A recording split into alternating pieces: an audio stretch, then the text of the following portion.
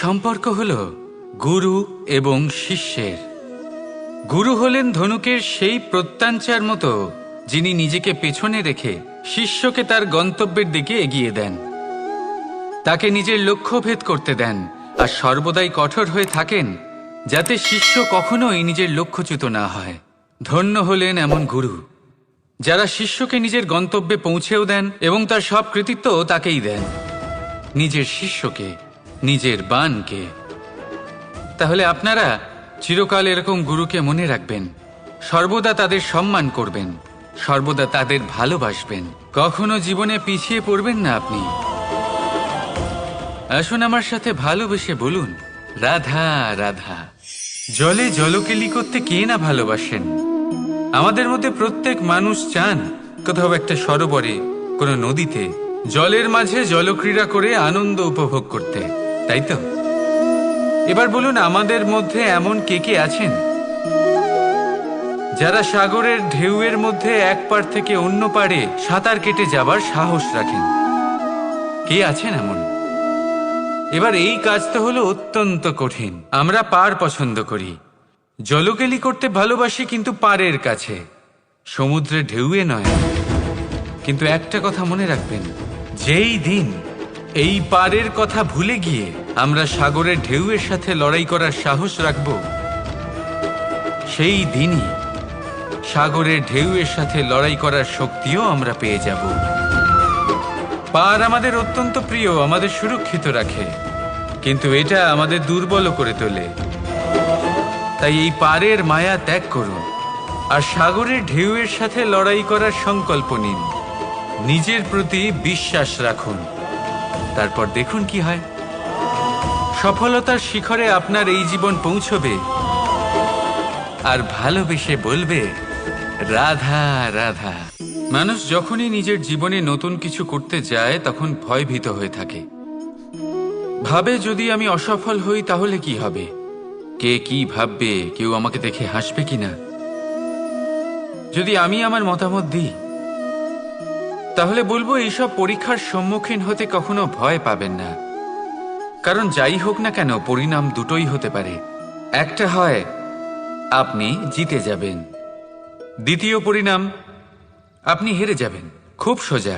যদি জিততে পারেন আপনি সবাইকে নেতৃত্ব দিতে পারবেন, কিন্তু যদি আপনি হেরে যান তাহলে আপনার কাছে সেই অভিজ্ঞতা থাকবে যা দিয়ে আপনি আগামী প্রজন্মের পথপ্রদর্শক হবেন। এবার ভাবুন, এই অভিজ্ঞতা দ্বারা আপনি কাউকে সাহায্য করছেন, যা দিয়ে সে নিজের স্বপ্ন পূরণ করতে পারবে। খুব পুণ্যের বিষয় এটা। একটা সহজ কথা জেনে রাখুন, জয় হোক বা পরাজয়, দুটো একই দিকে নিয়ে যায়, আর সেটা হলো জয়ের দিকে। শুধু নিজের দৃষ্টিভঙ্গি শুভ করে তুলুন, আর নিজের পরীক্ষাগুলিকে সীমিত করে তুলবেন না। নিজের এই সীমাগুলিকে আহ্বান জানান, নিজের ব্যক্তিত্বকে বিশাল করে তুলুন, শক্তিশালী করে তুলুন, আর আমার সাথে ভালোবেসে বলুন, রাধা রাধা। পরীক্ষা এমন একটা শব্দ যেটা শুনে সংসারের বেশিরভাগ মানুষই ভয়ভীত হয়ে পড়েন। কারণটা কি? অসফলতার ভয়। পরীক্ষা এই শব্দের যদি আমি অন্য দিকটা দেখাই, তার তাৎপর্য এই নয় যে আপনার দুর্বলতা সবার সামনে তুলে ধরবে। এটা তো হলো সেই যুক্তি যা আপনার বল, সাহস, শক্তিগুলি সবার সম্মুখে তুলে ধরবে। আগে হ্যাঁ, এটাই হলো সেই যুক্তি। আপনি নিজেই কখনো দেখবেন পরীক্ষার সময় আপনার অন্তরের অনেক গুণ বাইরে বেরিয়ে আসে। এমন কোনো শক্তির উদ্ভব হয় যার বিষয়ে আপনি নিজেও জানতেন না, ঠিক কিনা? তাই এই পরীক্ষাকে কখনো ভয় পাবেন না। বিশ্বাসের সাথে নির্ভীক হয়ে এটার সম্মুখীন হন। দিনের শেষে এই পরীক্ষা শুধুই আপনাকে উজ্জ্বল করবে, আপনাকে আরো শ্রেষ্ঠ করে তুলবে। তাহলে আসুন আমার সাথে ভালোবেসে বলুন, রাধা রাধা। অধিকার এটা না কোনো সাধারণ শব্দ, না কোনো ব্যবসা, নিজেই একটা অদ্ভুত ব্যাপার। এই অধিকার স্বয়ং ঈশ্বর মানুষকে জীবন বাঁচার অধিকার দিয়েছেন। কিন্তু যখন কোনো নারীর অধিকারের প্রশ্ন আসে তখন সেই অধিকারের সাথে কর্তব্য জুড়ে যায়। এবার নারীর অনেক অধিকারের মধ্যে একটা অধিকার হলো নিজের স্বামী নির্বাচন করা। নির্বাচন করা কে হবে তার অর্ধাঙ্গ, এমন একজন ব্যক্তি নির্বাচন করা যিনি নিজের সাথে, নিজের স্ত্রীর সাথে, সমগ্র পরিবারের সাথে এই সমগ্র সমাজের পরিস্থিতিকে উন্নত করতে পারেন। তাহলে ভাবুন, নিজের জন্য স্বামী বেছে নেওয়া কত বড় অধিকার, আর যোগ্য স্বামী বাছা তার থেকেও বড় কর্তব্য। তাই নারীর অধিকারের সাথে যখন কর্তব্য শব্দ জুড়ে যায়, অধিকার নামক শব্দের মাহাত্ম্য আরো বেড়ে যায়। আপনিও নিজের জীবনে নিজের অধিকারের সাথে কর্তব্যকে জুড়ে দেখুন। যদি এরকম করেন তাহলে সমস্ত স্বপ্ন পূর্ণ হবে, আর মন প্রসন্ন হয়ে বলবে, রাধা রাধা। কর্ম কর্ম সর্বদাই শান্ত মনে করুন। ভিতের সেই ইটের মতো করুন যে শান্তভাবে 7 হাত গভীরে অবস্থান করে। সবার চোখ যায় শিখরের সেই পতাকার দিকে, কিন্তু শিখরে থাকা সেই পতাকা প্রতীক হলো ভিতের মধ্যে থাকা সেই ইটের শক্তির, যে শান্ত মনে নিজের কাজ করে গেছে। তাই এইভাবেই নিজের কর্ম করুন শান্ত মনে, সন্তোষ ভাব নিয়ে। কলরব যা করার তা আপনার সাফল্যকে করতে দিন, কারণ যখন সাফল্যের এই জয় জয়কার চারিদিকে ছড়িয়ে পড়ে তখন কর্মের এই মৌনতা আরো শক্তিশালী হয়ে ওঠে। তাহলে আসুন আমার সাথে ভালোবেসে বলুন, রাধা রাধা। ছেলেবেলা, এবার ছেলেবেলার বিষয় আর কি বলি, অত্যন্ত বিশেষ হয় এই ছেলেবেলা। সেই সময়ের অনেক কথা আমাদের আজও মনে আছে আর সারা জীবন মনে থাকবে। এমন কোনো কথা যেমন কিছু একটা ঠাট্টা করেছিলাম, যাতে মাতা পিতা এত রেগে গেছিলেন যে সেদিন হয়তো আমাদের খেতেই দেননি। এরকম হয়, আর আমার সাথেও তা হয়েছে। কিন্তু একটু ভেবে দেখুন, যখন আমরা অভুক্ত থাকি তখন কি আমাদের মাতা পিতার গলা দিয়ে খাবার নামতে পারে? কখনোই নয়। কিন্তু আমরা তো কথা বলছি মাতা পিতাকে নিয়ে। কিন্তু যদি আমরা নিজেদের কথাও বলি, আমরা যদি কখনো জানতে পারি, কোনো ভিক্ষুকের বিষয় জানতে পারি যে সে অভুক্ত রয়ে গেছে, তখনও আমাদের গলা দিয়ে খাবার নামে না। আর এই যে কথাটা, যখন সমাজে খুব বড় কোনো বিপদ আসে তখন এই কথা আমাদের কাছে স্পষ্ট হয়ে যায়। যেমন ধরুন কোনো মহাযুদ্ধ বা মহামারী হয়, তখন মন অশান্ত হয়ে ওঠে। আর তখন যদি আপনি মনে শান্তি পেতে চান তো একটাই মন্ত্র রয়েছে, সেবা করুন। যতটা পারবেন ততটা সেবা করুন। এই সমাজে কত সংখ্যক মানুষ রয়েছেন যারা খালি পেটে শুয়ে পড়েন, কিন্তু যদি আমাদের মধ্যে প্রত্যেক মানুষ চেষ্টা করেন, সঠিকভাবে চেষ্টা করেন, তাহলে কোনো মানুষ অভুক্ত থাকবেন না। এক অত্যন্ত গুরুত্বপূর্ণ কথা মনে রাখবেন, কোনো দরিদ্র, কোনো অভুক্তকে খেতে দেওয়া তা হলো ঈশ্বরকে ভোগ নিবেদন করার থেকেও মহান কার্য। কারণ ঈশ্বর গরিব মানুষের প্রার্থনায় বাস করেন।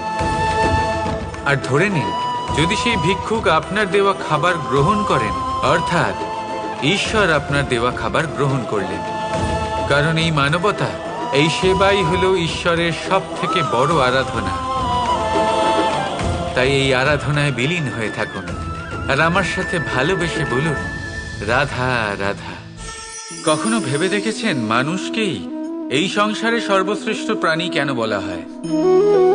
অন্য কোনো প্রাণীকে কেন নয়? শুধু কি এই জন্যই আমরা চিন্তা করতে পারি, আমাদের কাছে তীক্ষ্ণ বুদ্ধি রয়েছে, কোনো কিছু আবিষ্কার করতে পারি, সেই কারণেই?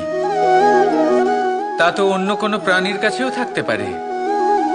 এমন কিছু পশুও রয়েছে যাদের কাছে তীক্ষ্ণ বুদ্ধি আছে। তাহলে মানুষ কেন? কারণ মানুষের কাছে এমন কিছু রয়েছে যা অন্য প্রাণীর কাছে নেই। মানবতা। মানবতা যা সর্বপ্রথম এগিয়ে যেতে চাইলেও যদি পথে কেউ ধাক্কা খেয়ে পড়ে যায়, তাকে আগলে রাখতেও জানে। মনে রাখবেন, আপনার সব থেকে বড় পরিচয় আপনার নাম, আপনার সম্পত্তি বা আপনার ধর্ম নয়। আপনার সব থেকে বড় পরিচয় হলো আপনার মানবতা। তাহলে সময় এলে পরে নিজের মানবতার পরিচয় দিন। অন্য মানুষকে সাহায্য করুন, অন্য প্রাণীকে সাহায্য করুন। একা একা পথ চলা হলো পশুদের প্রবৃত্তি। মানুষ হলেন তিনি যিনি অন্যের জন্য প্রাণও দিতে পারেন। মানুষ হলেন তিনি যিনি অন্য মানুষের প্রাণ বাঁচান।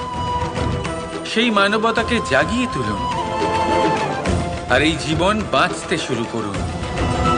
আর হ্যাঁ, আমার সাথে ভালোবেসে বলুন, রাধা রাধা। আত্মীয় স্বজন কারা হন? তারাই যারা সুখে দুঃখে পাশে থাকেন, তারা যারা বিপদের সময় আপনার পাশে এসে দাঁড়ান। এবার দেখুন, একটা প্রশ্ন করব আপনাদের, সব থেকে ঘনিষ্ঠ, আবশ্যক এবং গুরুত্বপূর্ণ আত্মীয় কারা, বিশেষ করে বিপদের সময়?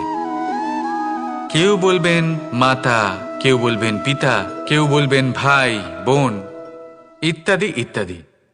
এবার ভাবুন, আপনি বড় হয়ে গেছেন, আপনি বাড়ি থেকে দূরে চলে গেছেন। পেট ভরানোর জন্য আপনাকে প্রত্যেক দিন চেষ্টা করতে হয়। এমন সময় যদি আপনার জীবনে বিপদ এসে পড়ে, তাহলে কখন আপনার খবর ওনাদের কাছে পৌঁছবে? কতক্ষণে ওনারা সাহায্য করতে আসতে পারবেন?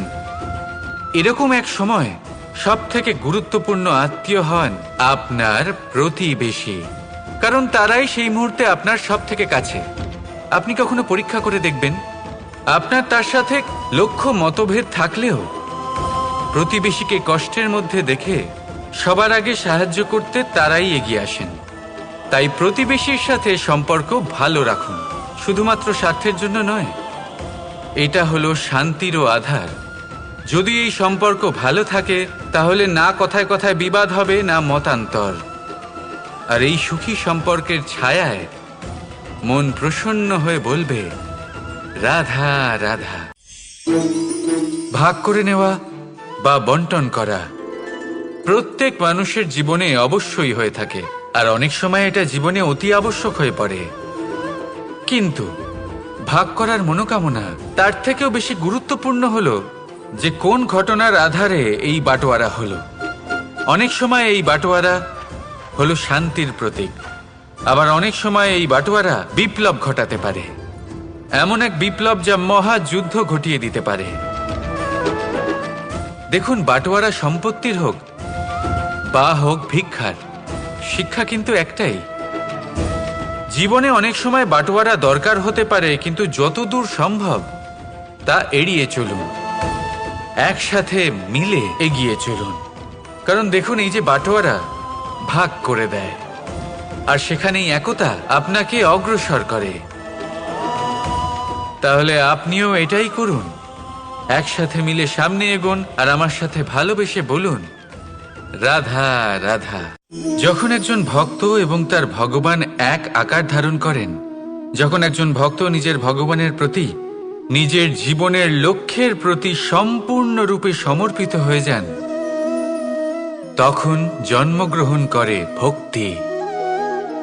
আর তখন সংসারের সমস্ত আশা তিনি ত্যাগ করতে পারেন। সমস্ত আশা শেষ হতে পারে, কিন্তু মানুষের সঙ্গ ভক্তি কখনো ত্যাগ করে না। যখন ভক্ত ও ভগবান এক আকার ধারণ করেন, এক হয়ে যান, তখন রথী এবং সারথীর মধ্যে কোনো পার্থক্য থাকে না। তারাও এক হয়ে যান। একটাই ব্যক্তিত্ব, একটাই অস্তিত্ব।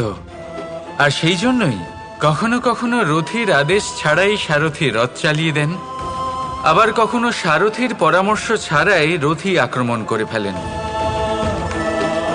এ তো শুধুমাত্র আরও একটা গুণ সেই সারথীর মধ্যে, যিনি ধর্ম স্থাপনার মহান কাজে আমার সারথী হতে চলেছেন। তাহলে আসুন আমার সাথে ভালোবেসে বলুন, রাধা রাধা।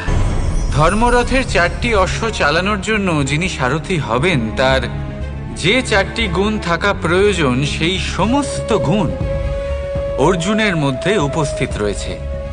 কর্মের শক্তি রয়েছে, ধর্মের প্রতি আসক্তি রয়েছে, জ্ঞানের অভিব্যক্তি রয়েছে এবং সমর্পণের ভক্তি রয়েছে।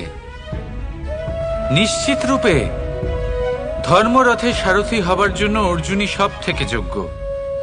আর ও শুধুমাত্র দ্রৌপদীর স্বামীই হবে না, ইতিহাসে কুরুবংশের রাজকুমার বা ইন্দ্রপুত্রের নামেই শুধু পরিচিত হবে না, বরং অর্জুনই স্বয়ং ইতিহাস রচনা করবে।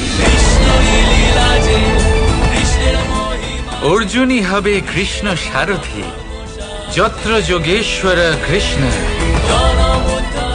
তত্র পার্থ ধনুর্ধরা। তাহলে আসুন আর আমার সাথে ভালোবেসে বলুন, রাধা রাধা। কর্ম, ধর্ম, জ্ঞান, এই 3 স্তরে অনেক মানুষ পৌঁছতে পারেন। অনেকে এই পরীক্ষা দিয়ে তাতে উত্তীর্ণ হয়ে যেতে পারেন, কিন্তু শিখরে পৌঁছে শাসন তিনিই করতে পারেন যার কাছে এই চতুর্থ গুণটিও থাকে, সমর্পণ। অত্যন্ত গুরুত্বপূর্ণ একটা গুণ এটা। এই সমর্পণ আসলে অত্যন্ত গুরুত্বপূর্ণ।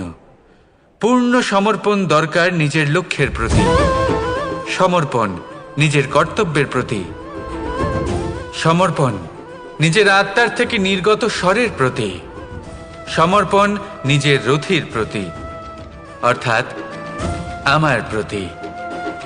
এবার এই পরীক্ষায় অত্যন্ত কঠিন এক বাঁক আসতে চলেছে, যেখানে সারথিকে সমর্পণের নিরিখে পরীক্ষা করা হবে, আর তাতে উত্তীর্ণ হওয়ার পরেই তার হাতে ধর্ম স্থাপনের রথের রাশ তুলে দেওয়া হবে।